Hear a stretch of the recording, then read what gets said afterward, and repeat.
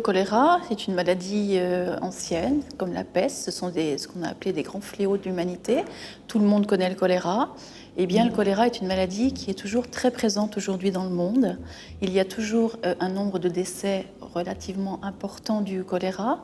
L'OMS estime à 4 à 5 millions de cas annuellement de choléra et entre 120 et 140 000 décès par an.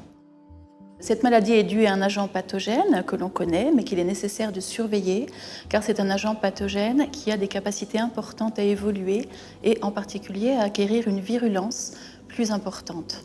Il a également une capacité à acquérir une résistance aux antibiotiques qui est majeure depuis ces dernières années.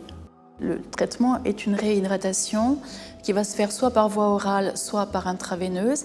C'est essentiellement une amélioration de la logistique, en fait, parce que ça demande, mettre en place un traitement efficace, ça demande une présence, ça demande une logistique importante, et c'est ce qui est souvent, dans les pays qui sont confrontés aux épidémies de choléra, le plus difficile à mettre en place.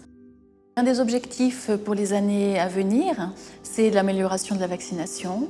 Il faudrait développer donc un vaccin qui donne une protection plus longue dans le temps, qui soit si possible administrable en une seule dose, ce qui permettrait donc une meilleure protection des populations et également de diminuer tous les efforts de logistique nécessaires à l'administration des vaccinations.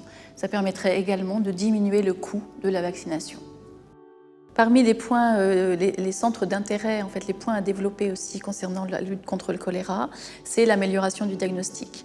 Donc aujourd'hui, en dehors du diagnostic fait en laboratoire, il y a ce qu'on appelle des tests de diagnostic rapide qui existent. Plusieurs ont été mis sur le marché, sont commercialisés, sont utilisés sur le terrain. Aujourd'hui, le bilan est mitigés. On va dire que ces tests de diagnostic ne sont pas suffisamment performants.